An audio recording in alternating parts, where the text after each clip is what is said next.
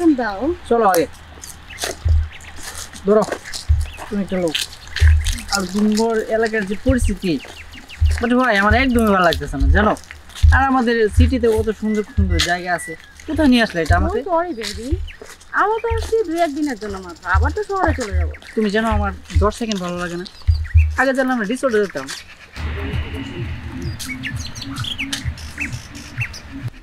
ঝিলের ধারে গিয়া আড্ডা দিই। যা বন্ধু ভাই, অনেক সুন্দর একটা দেওয়া হলো। ঠিক আছে।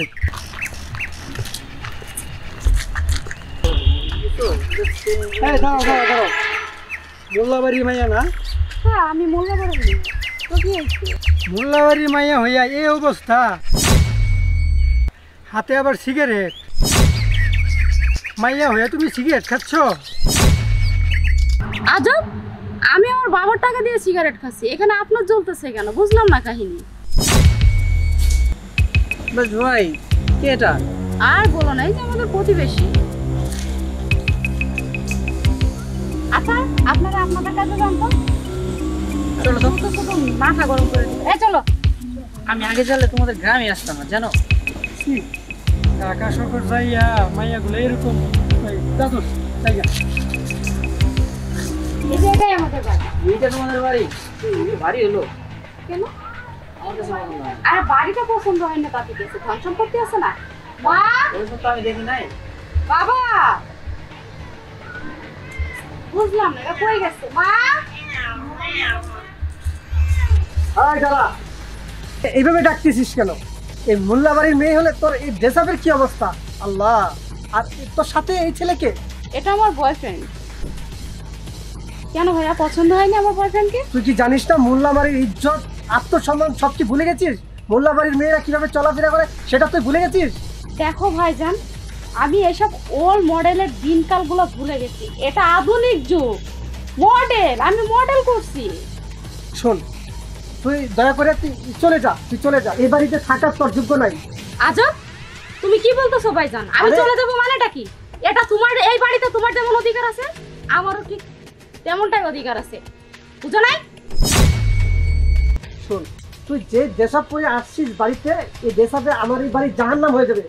বোন, আমি দয়া করে বলতেছি, তোর হাত জোর করে বলতেছি, তুই বেরিয়ে যা। How strange! কি তুমি কি বলতেছো? তুমি বলতেছো যে আমি তোমাদের মতো ওল্ড ফ্যাশনের যুগের মেয়েদের, ছেলে মেয়েদের মতো চলাফেরা করি? হবে না এটা। আমি ডিজিটাল যুগের মেয়ে, আমি ডিজিটাল ভাবে চলাফেরা করব। তুমি আমার সাথে যে ব্যবহারটা করছো না, এটার একটা হেস্তনেস্ত করে তারপর আমি এখান থেকে যাব। মা, বাবা, বাইরে এসে দেখো কি হয়েছে।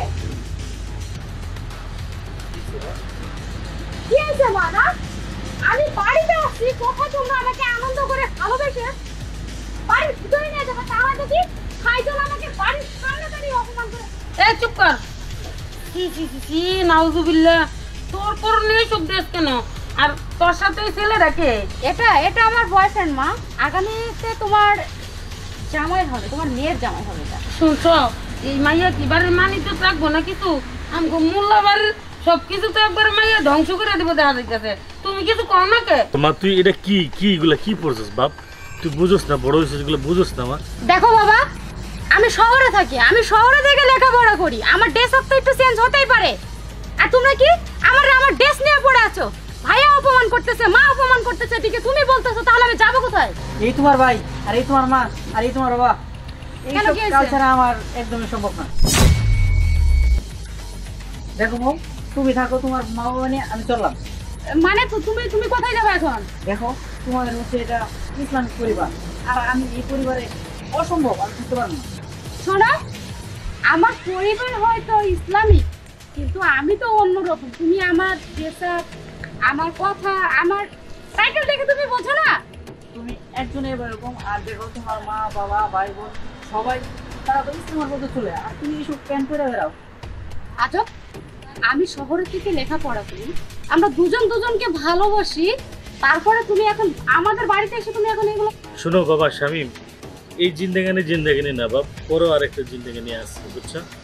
আমাদের প্রত্যেক মুসলমানের উচিত আমরা 5 ওয়াক্ত নামাজ পড়া, রোজা রাখা, মানুষকে দান করে করা, ঠিক আছে? এই জিন্দেগানি না বাবা, এই রং তামাশা সাথে যাবে না। ন্যাক আমল করো, ভালোভাবে চলো, আল্লাহ পাক সবাইকে ভালো রাখার চেষ্টা করবো। আপনারা সবাই আমরা নামাজ কালাম পড়বো, ভালোভাবে চলবো, বুঝছো বাপ? আর মারে আমার অনেক স্বপ্ন ছিল যে আমার একটা মাইয়া হইব, আল্লাহ পাক আমার একটা মাইয়া দিব। ওই মাইয়া আমি মরার পরে আমার হিতানে বসে কোরআন পড়ব, আমারে শেষ গোসলটা করায় দিব। আমি এই স্বপ্ন নিয়ে আমি তোর এত বড় করছি, আর আমরা তোরে শহরে পাঠায় কি ভুল করছি? ওগো, আমার স্বপ্ন মনে হয় স্বপ্নই রয়ে গেল। এই চলো বাবুর মা, চলো চলো চলো।